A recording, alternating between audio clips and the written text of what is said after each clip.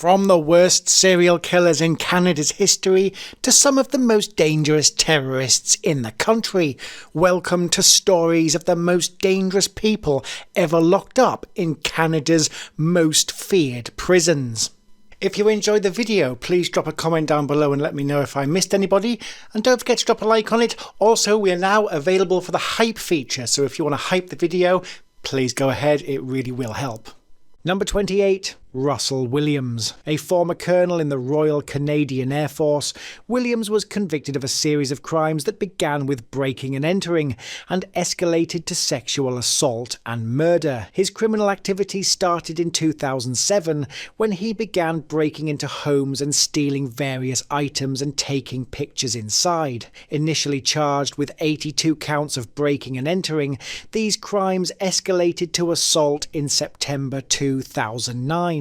With 2 more home invasions near Tweed, Ontario. For this, he was charged with 2 counts of forcible confinement and 2 counts of assault. He was further charged with 2 counts of first-degree murder on February 7, 2010, after being interrogated by an Ontario Provincial Police investigator. On October 21, 2010, Williams pleaded guilty to all charges. He was sentenced to 2 life sentences for the first-degree murders, 2 10-year sentences for the assaults, 2 10-year sentences for forcible confinement, and 82 one-year sentences for the break-ins. All sentences are to be served concurrently. He will serve a minimum of 25 years before he is eligible for parole. He is not eligible for early parole under the faint hope clause because he was convicted of multiple murders. Following his conviction, he was stripped of his military commission, ranks and awards, and his uniform and medals were destroyed. He is currently incarcerated at the Port Cartier Institution, a maximum security prison in Quebec. Number 27. Tara Desusa. Designated as Canada's youngest dangerous offender, Desusa was formerly known as Adam Laboucan, was sentenced to an indefinite prison term for attacking a 3-month-old infant in Quesnel, British Columbia. At just 15 years old, Desusa has admitted to murdering a 3-year-old boy when she was 11 years old, a crime for which she was not charged as she was below the age of criminal responsibility at the time. Desusa is currently incarcerated at the Fraser Valley Institution, a federal women's prison in British Columbia. She has had multiple parole applications denied, most recently in June 2024, as the Parole Board of Canada ruled that she presents an undue risk to society. Number 26. Elizabeth Wettlaufer. Considered one of Canada's most prolific serial killers, this former nurse confessed to murdering 8 elderly patients and attempting to harm 6 others in southwestern Ontario between 2007 and 2016. Wettlaufer committed her crimes at various long-term care facilities and a private residence where she worked as a nurse. Her victims were vulnerable elderly patients. She used lethal doses of insulin, a drug that is difficult to detect in a deceased person, to kill her victims. She confessed to using insulin in all 14 cases, which included 8 murders, 4 attempted murders, and 2 aggravated assaults. The public inquiry into her crimes revealed she would likely not have been caught if she hadn't confessed to the murders. She had a history of disciplinary issues and had been fired from jobs for making medication errors and stealing opioids. Despite this, she was able to continue working in long-term care facilities. In 2017, Wettlaufer pleaded guilty to all charges. She was sentenced to life in prison with no chance of parole for 25 years. The judge gave her 8 concurrent life sentences. This decision was influenced by her confession, which brought the crimes to light. She was initially incarcerated at the Vanier Centre for Women in Milton, Ontario. Later, she was moved to a secure psychiatric hospital in Montreal. Wettlaufer will be eligible to apply for parole in 2041, but the judge noted that it is unlikely she will ever be granted it. Number 25, Jacques Mesrine. A notorious French criminal, Jacques Mesrine, along with his girlfriend Jeanne Schneider, fled to Canada in 1968 to escape law enforcement in France, but eventually became a public enemy in Canada. Upon arriving in Quebec, Mesrine and Schneider were employed as a chauffeur and housekeeper for a millionaire, Georges Deslauriers. After being fired, they kidnapped Deslauriers and demanded a ransom of $200,000.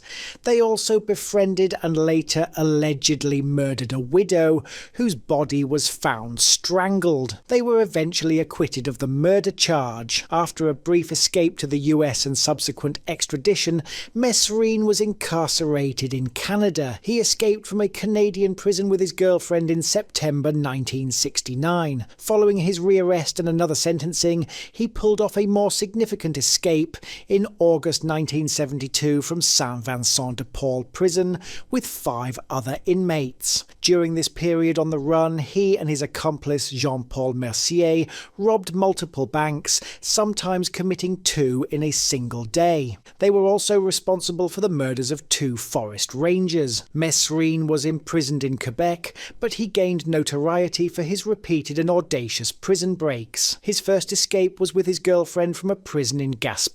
His most famous Canadian escape was from the Saint-Vincent-de-Paul penitentiary, where he and 5 other inmates, including Jean-Paul Mercier, cut through a wire fence to get out. He became a high-profile target for Canadian law enforcement after he and his accomplices returned to attack the prison they had just escaped from. Mesrine returned to France at the end of 1972, where his criminal career continued. Number 24, Valery Fabrikant, a former associate professor who was convicted of murdering 4 colleagues and wounding another at Concordia University in Montreal, Quebec.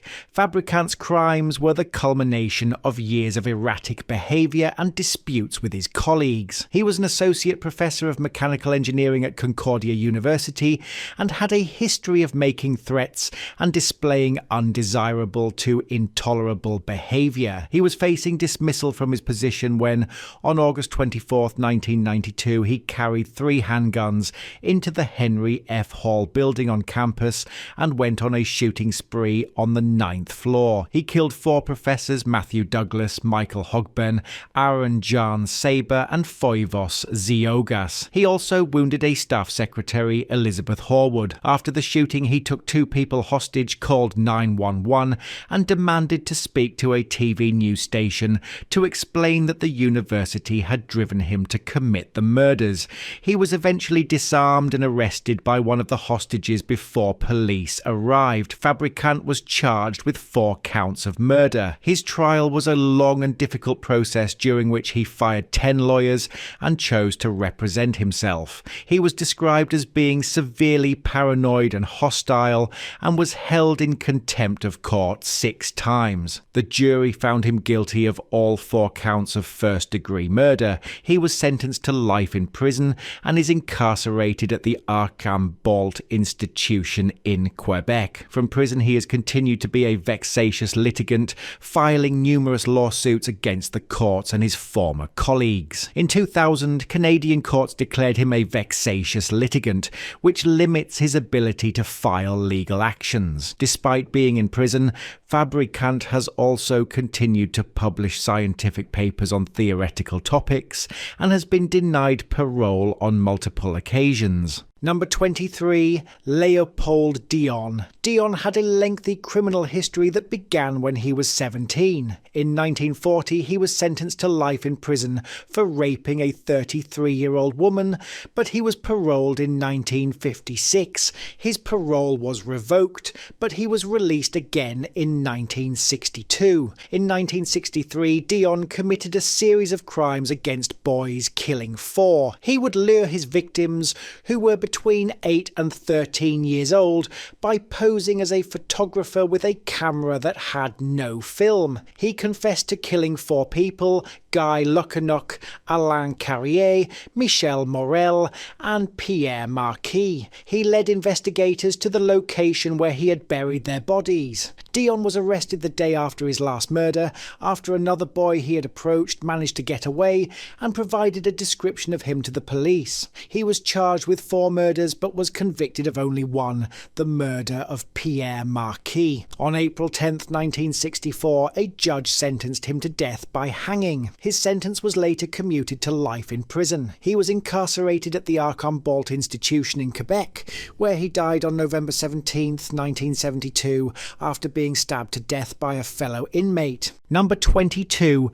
Karla Homolka. Another dangerous serial killer, Homolka was convicted of being involved in the murders of at least 3 minors in the early 1990s. Along with her husband Paul Bernardo, Homolka helped to murder her 15-year-old sister Tammy Homolka, 14-year-old Leslie Mahaffey, and 15-year-old Kristen French. The public outcry was intense because Homolka struck a controversial plea bargain with prosecutors. In exchange for her testimony against Bernardo, she pleaded guilty to 2 counts of manslaughter and received a 12-year sentence. This deal was made before police discovered videotapes of the crimes, which showed Homolka was a willing and active participant, not an unwilling accomplice as she had claimed. The plea deal became known as the Deal with the Devil. Homolka served her full 12-year sentence. She was initially held at a prison for women in Ontario before being transferred to the Joliet Institution in Quebec. She was denied early release by the National Parole Board,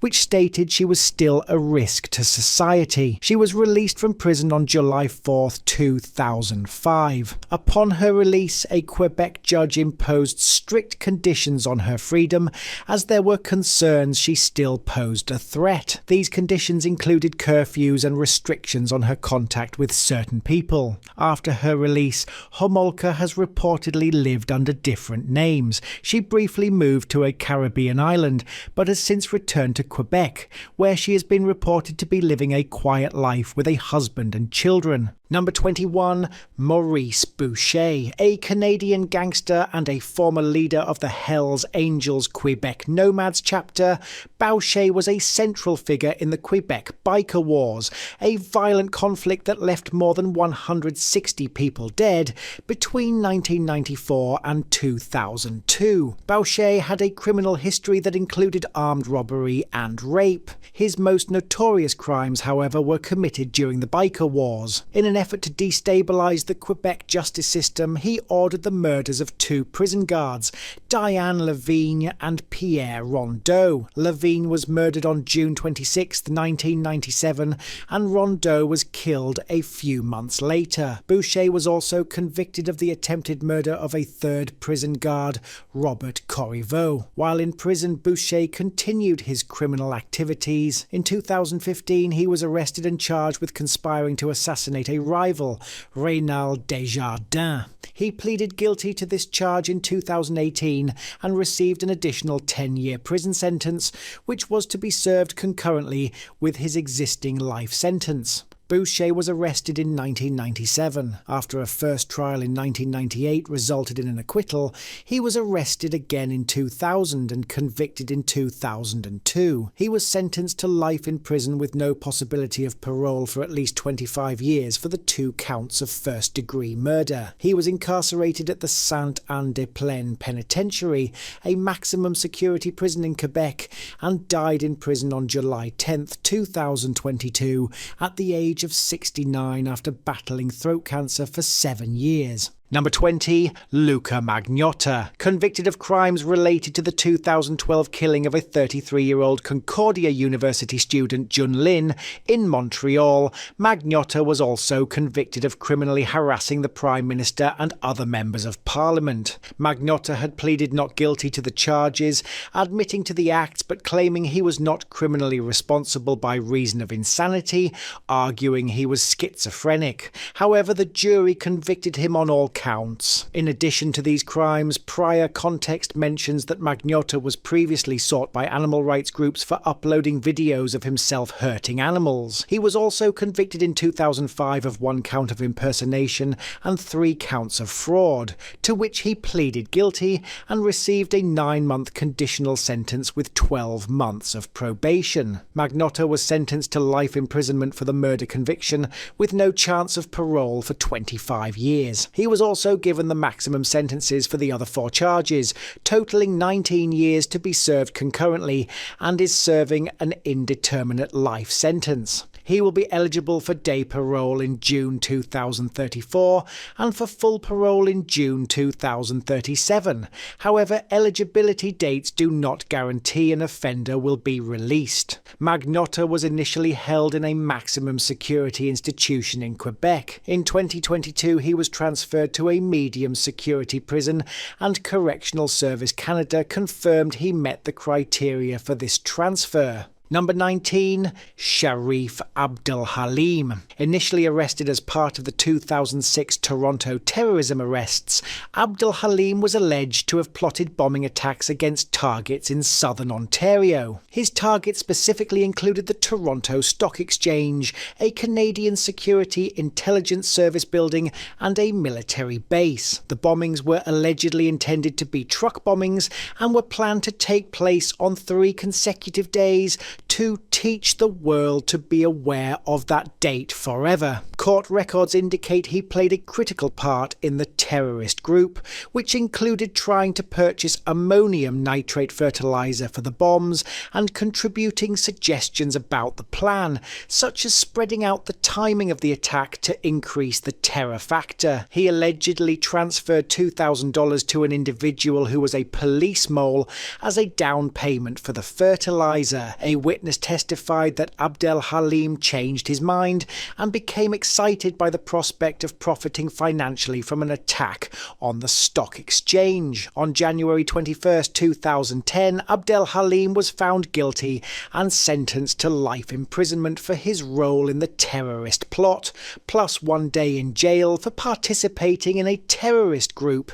in addition to the time already served. After spending 14 years in a Quebec prison and receiving de-radicalization counselling, Abdelhaleem was released to a Montreal halfway house on day parole in January 2021. Number 18, Roch Theriault. Canadian cult leader and convicted murderer Theriault committed numerous acts of violence and abuse against members of his Ant Hill Kids cult. Theriault was involved in a wide range of horrific crimes against his followers and was convicted of second-degree murder for the death of cult member Solange Boilard in 1993. He was sentenced to a 12-year jail term for a brutal assault on cult member Gabrielle Lavallée and was also charged with unlawfully causing bodily harm and 3 counts of aggravated assault. In 1993, Theriault pleaded guilty to second-degree murder and was sentenced to life imprisonment,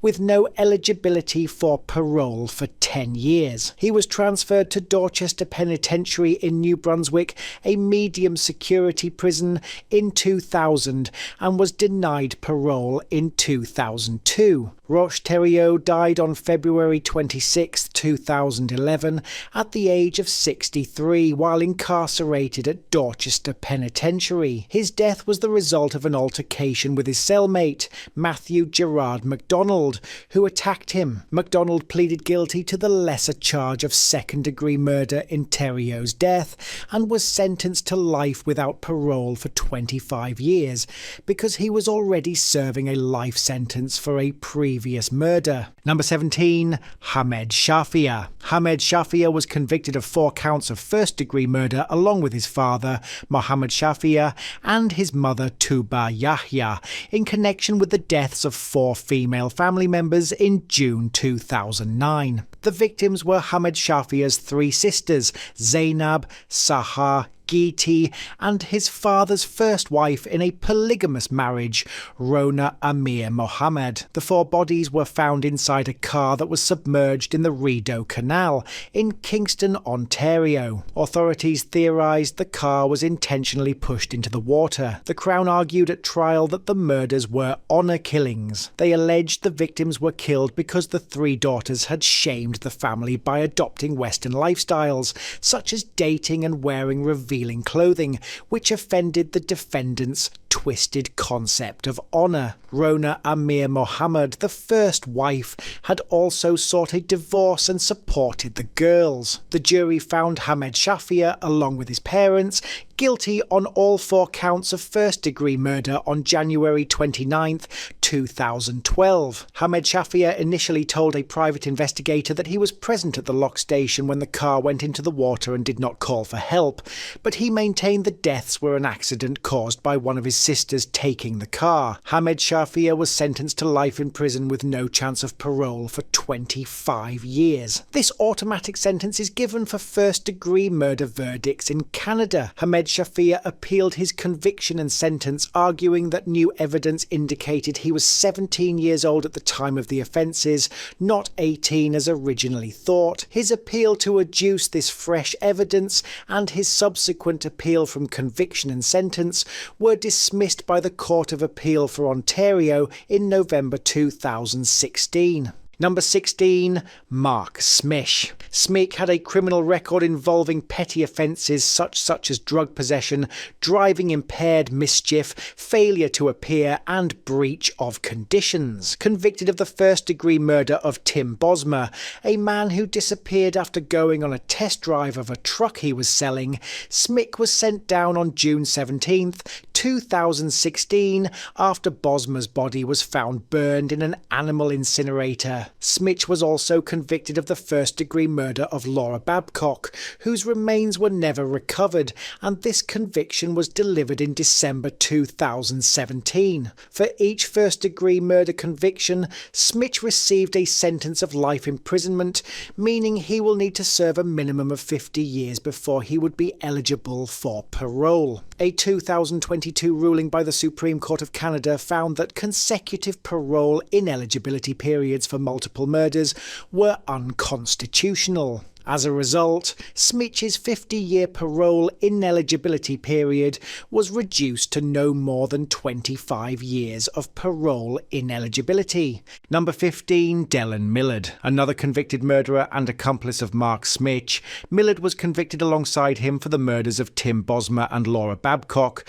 but was also convicted individually of the first-degree murder of his father, Wayne Millard. Millard was found guilty of assault causing bodily harm in March 2023 in connection with a stabbing of a fellow inmate at Millhaven Institution in July 2021. Millard is serving a life sentence for each of his 3 first-degree murder convictions and initially received a 75-year sentence, reduced to 25 years after a 2022 Supreme Court of Canada ruling. For the 2021 prison stabbing, Millard was sentenced to 1 year of imprisonment for the assault causing bodily harm conviction. This sentence is to be served concurrently with his prior murder sentences. Millard lost all 3 of his murder conviction appeals in 2023. Number 14, Bruce McArthur. A self-employed landscaper, MacArthur was responsible for the deaths of 8 men that became one of the most sensational crimes in Canadian history. He also posed and photographed some of his victims and kept personal items belonging to them, with many of the bodies found inside his home. In addition to the murder convictions, MacArthur had a previous criminal history with a 2003 guilty conviction for assault with a weapon and assault causing bodily harm for an attack on a man in 2001. He pleaded guilty to all 8 counts of first-degree murder on January 29th, 2019, thereby avoiding a lengthy and graphic trial. The judge ordered that MacArthur have no eligibility for parole for 25 years, meaning he would be 91 years old before he could apply for parole. The judge cited McArthur's age and his guilty plea as factors in the decision to impose concurrent rather than consecutive periods of parole ineligibility. McArthur's criminal status is incarcerated. He was detained at the Toronto South Detention Centre and, as of November 5th, 2018, remained held there. Number 13. Peter Demeter. Hungarian-born Canadian former real estate developer Demeter was convicted in 1974 for arranging the murder of his wife, Christine Demeter, who was bludgeoned to death in the garage of their Mississauga, Ontario, home on July 18, 1973. The motive was believed to be collecting a $1 million Canadian insurance policy. Demeter was sentenced to life imprisonment. The trial was the longest in Canadian history at that time. While serving his sentence and living in a convict's halfway house in 1983, Demeter was charged and later convicted in July 1985 of trying to arrange the kidnapping and murder of the son of his cousin, who was managing his financial affairs and taking care of his daughter. In 1983, he was also charged with arson in connection with a fire at the family home in Mississauga, and in 1988, Demeter was charged with planning to kidnap and murder the daughter of his lawyer. Demeter has been serving his term at the Medium Security Bath Institute in Bath, Ontario. While in prison, he has suffered a stroke and a heart attack and has had chemotherapy for 3 diagnoses of cancer. It was reported in March 2019 that Demeter had applied for parole, but the parole board denied to release him from prison. He said in a May 2006 CBC interview that he will be in prison for the rest of his life. Number 12. Barry McKenzie. He was convicted of theft and sent to the Guelph Reformatory in his early criminal career. McKenzie was arrested for armed robbery in 1968, but escaped from the Halton County Jail by knocking out a policeman. Recaptured within half an hour, he was later sentenced to 8 years in prison for armed robbery, escaping lawful custody, and assaulting a police officer, a sentence he served at Kingston Penitentiary. He was described by a prisoner writer as one of the 3 toughest prisoners and a natural leader at the institution, being a key figure in the 4-day riot at the prison that began on April 14th, 1971. He was assigned to an inmate police force to keep order and protected undesirable prisoners from other inmates, and aided a child molester, Brian Ensor, by forcing him into a cell for protection when other prisoners tried to kill him. To stop a potential massacre of the undesirables by other inmates on the night of April 17th to 18th, 1971, McKenzie made the decision to release the hostages early on the morning of April 18th, 1971, which helped bring the riot to an end. Number 11. Billy Knight. Known as the leader of the 1971 Kingston Penitentiary riot, Knight's criminal record was lengthy, starting in his youth that included crimes of shoplifting and juvenile incarceration. After his release at age 15, he stole an automobile and was sent to the Guelph Reformatory for a year. He was a petty criminal, working mostly as a thief. In 1966, he was convicted of theft after breaking into a Salvation Army store and was sentenced to 3 years in prison. During the trial, he attempted to escape from the courthouse. While on parole in 1969, he smashed a store window to steal cigarettes. His parole was revoked and he was sentenced to another 3 years in prison. Knight was later convicted of these charges after escaping from a hospital where he was being treated for frostbite, though he was captured shortly after. He was sentenced to 7 years in prison at Kingston Penitentiary. Knight was an inmate at Kingston Penitentiary. He served as the prison barber, which allowed him to know all of the inmates, as prison rules required them to have short hair and no facial hair. He was described as a well-liked mouthy type who was a natural leader among the inmates and a strong advocate for exposing prison conditions. He was also writing an autobiography and expose of prison life called The Walking Dead. Sometime in March 1971, Knight began planning an uprising to protest conditions at the penitentiary, and the evening of April 14, 1971, Knight and 6 followers overpowered 6 guards. The riot, which was not an attempt to escape, resulted in trashing the place, the holding of 6 guards as hostages, and the death of 2 inmates. During negotiations with a citizens' committee, Knight made demands that a lawyer involved considered absurd. Another inmate eventually told Knight to dummy up, as other prisoners were getting tired of his bullshit and favoured surrender. Number 10. Omar Khadr, captured in Afghanistan on July 27, 2002, at the age of 15 following a firefight.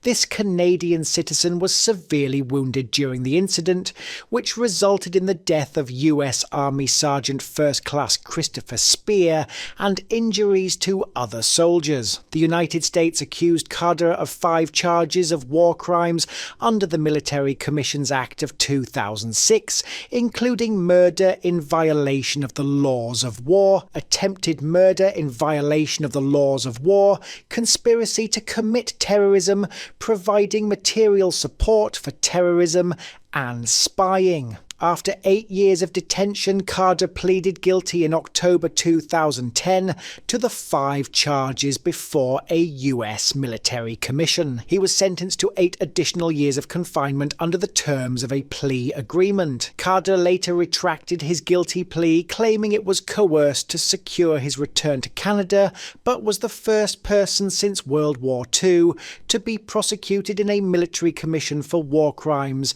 committed while still a minor. Khadr was initially detained at the US Air Base in Bagram, Afghanistan, and then transferred to the US Naval Base in Guantanamo Bay, Cuba, in November 2002, where he was held for 10 years. Khadr was transferred to Canada in September 2012 to serve the remainder of his sentence in Canadian custody, being held at Millhaven Institution, Edmonton Institution, and Bowdoin Institution. Number 9. Harvey Andres. A former member of the Grim Reaper's motorcycle gang, Harvey Andres was twice convicted for murder in 1981 and again in 2001, while also convicted of 5 counts of rape and a conviction for arson. He is notable for having 2 successful escapes from the Edmonton Institution, a maximum security federal institution in Alberta, once on March 12, 1981, and secondly on March 13, 1982. He was recaptured on April 19, 1981, after being wounded during a shootout with Calgary police and RCMP officers, in which an RCMP officer was also shot. After the second escape, he was recaptured after a similar shootout in Saskatoon, which left him wounded, and during which a Saskatoon police officer was struck in the abdomen and arm. In the mid-1990s, he was the subject of an application for judicial review of his parole ineligibility period. This included a parole eligibility report by the Correctional Service of Canada, which contained psychological reports about his risk for general recidivism, with one report classifying him as a high risk. Number 8. Allan Legere. Known as the Monster of the Miramichi, this Canadian serial killer has convictions that include murder, arson and rape, with crimes spanning from June 21st, 1986 to November 24th, 1989. A total of 7 victims, 2 of whom survived, included John Glendenning, Annie Flam, sisters Linda and Donna Dorney, and father James Smith. Legere was apprehended on November 24, 1989, after a failed carjacking that ended outside Rogersville, where police arrested him in the cab of a tractor-trailer. In August 1990, Legere was sentenced to an additional 9 years for charges related to his escape. His trial for the 4 murders committed while he was at large began in 1991, and notably featured one of the first Canadian uses of DNA profiling to secure a conviction. In November 1991, a jury convicted him of 4 counts of first-degree murder, and he has since spent time in the Special Handling Unit of Sainte-Anne-de-Plaine, Quebec, and the Edmonton Institution in Alberta, where he remains currently imprisoned. Legere became eligible to apply for day parole in November 2012 and full parole in November 2015. In August 2020, he applied for day parole, but the Parole Board of Canada has denied his release. Number 7. Marie-Anne Houde. Marie-Anne Houde is historically known in Quebec for her role in the infamous child abuse and murder case of her stepdaughter Aurore Gagnon, often called Aurore the Child Martyr. The case, which took place in the early 1920s, became a major cultural sensation in Quebec, with the abuse reported to have begun in the summer of 1919, when Aurore returned to the family home. Marie-Anne Houde was arrested shortly after Aurore's funeral in February 1920,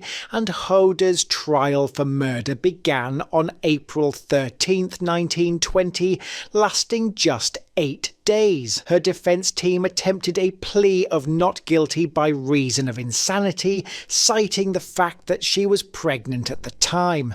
However, this plea was largely unsuccessful. On April 21, 1920, Marie-Anne Houde was found guilty of murder by the jury and was immediately sentenced to death by hanging, scheduled for October 1, 1920. Aurore's father, Telesphore Gagnon, was tried separately. He was convicted of the lesser charge of manslaughter and sentenced to life imprisonment, but was released after only 5 years for good conduct. Her death sentence was commuted to life imprisonment on September 29, 1920, just 2 days before the scheduled execution. This commutation was partially due to a reformist movement in favour of abolishing the death penalty. The case remains one of the most famous and culturally significant criminal cases in Quebec history, which cemented Marie-Anne Houde's reputation as the quintessential wicked stepmother. Number 6. Wayne Bowden. Active between 1969 and 1971,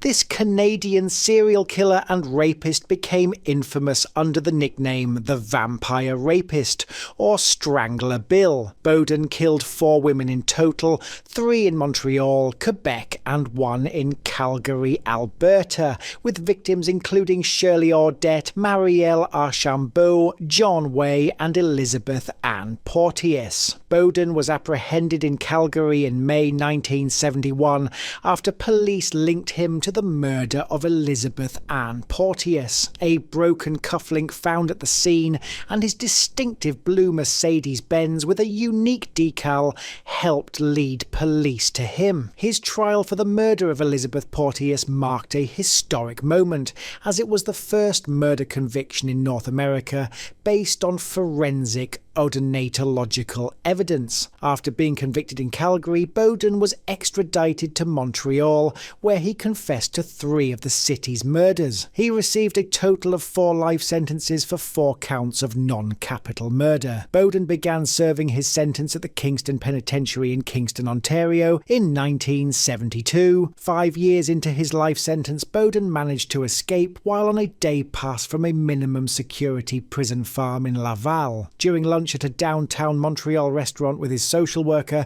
he excused himself to use the washroom and escaped through the bathroom window. He was later reapprehended. Bowden died from skin cancer at Kingston General Hospital on March 27, 2006. Number 5. Clifford Olson. Clifford Olson's criminal history spans decades, culminating in a string of murders in the early 1980s, followed by his subsequent incarceration. Olson had an extensive criminal history before the murders, with over 90 convictions. His criminal career began by age 17, when he was convicted of breaking and entering and theft in July 1957, a crime he received 9 months for. For the next 25 years before his last arrest, he was rarely out of prison for more than a few months. His convictions were mainly for burglary, fraud and theft. The murder spree began in November 1980, shortly after his release from jail on September 7th, 1980, and lasted for about 9 months in the Metro Vancouver area of British Columbia. A total of 11 people met their end at the hands of Olson, including Christine Weller,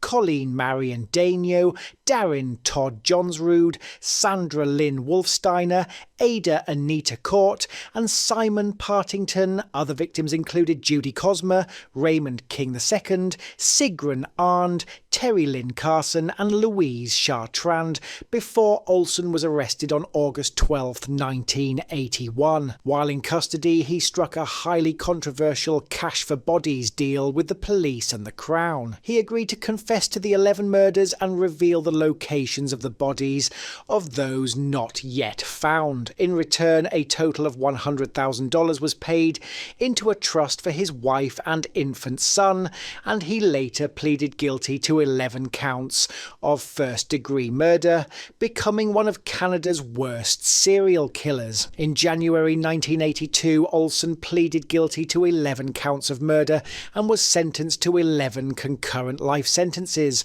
with no eligibility for parole for 25 years. The trial judge recommended he should never be granted parole. He was initially sent to Kingston Penitentiary's Protective Custody Unit and later served his time in the Special Handling Unit in Sainte-Anne-des-Plaines, Quebec. Clifford Olson died on September 30th, 2011 at the age of 71 in a hospital in Laval, Quebec, while in prison custody from terminal cancer. Number 4. Ty Conn. Conn's criminal history began early. He developed a habit of compulsive stealing during his time with his adoptive parents, starting with food and escalating to cars by his teens. From age 13 to his death at age 32, Conn was only legally at large for a total of 69 days, having spent 18 of those 32 years in juvenile and adult prisons. In 1998, Conn was transferred to Kingston Penitentiary after he had acted as an informant at the Millhaven Institution,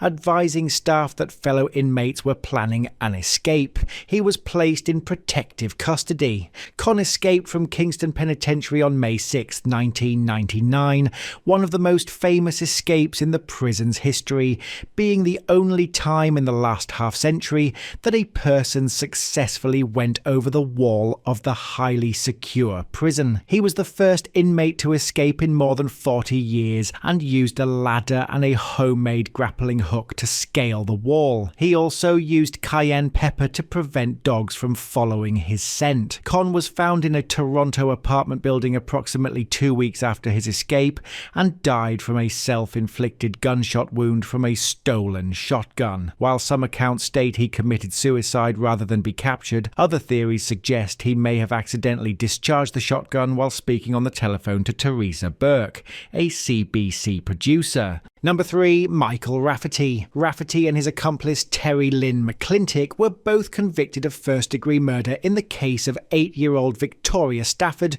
who was murdered on April 8, 2009. McClintic initially told police that Rafferty killed the girl, but later testified at his trial that she delivered the fatal blows. During the trial, evidence that was not shown to the jury due to a faulty search warrant included what was found on Rafferty's laptop. Rafferty was was sentenced in 2012 to an automatic life term with no chance of parole for 25 years for first-degree murder. He also received concurrent 10-year sentences for kidnapping and sexual assault causing bodily harm. He has been in custody since May 2009 and won't be able to apply for parole until May 19th, 2034, yet he appealed his conviction, arguing that he was at most an accessory after the fact to murder and that the judge made errors. The Court of Appeal for Ontario dismissed his appeal on October 24th,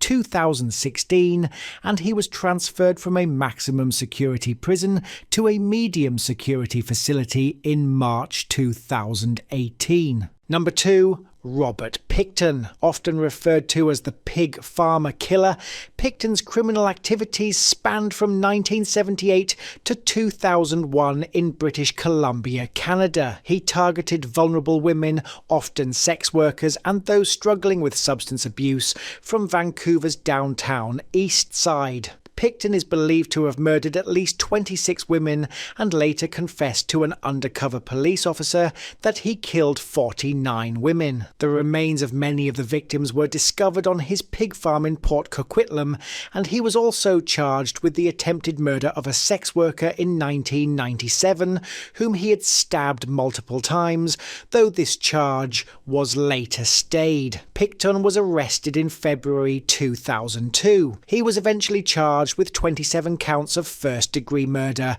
and his trial began in January 2006. In 2007, a jury found Pickton not guilty of first-degree murder, but guilty on 6 counts of second-degree murder. He was sentenced to life in prison with no possibility of parole for 25 years. Pickton served his life sentence at a maximum security prison, Port Cartier Institution in Quebec, where he had been incarcerated since 2018. Pickton died on May 31st, 2024, at the age of 74, following an assault by another inmate named Martin Charest, who attacked Pickton with a broken broom handle, stating he did it for the victims. Number 1. Paul Bernardo, often dubbed the Scarborough Rapist, and along with his ex-wife Karla Homolka, one of the Ken and Barbie killers, Bernardo was designated a dangerous offender, which usually results in an indeterminate sentence. Between 1986 and 1990, Bernardo committed a series of assaults in Scarborough, Ontario. He would later admit to the assaults of at least 14 women in southern Ontario,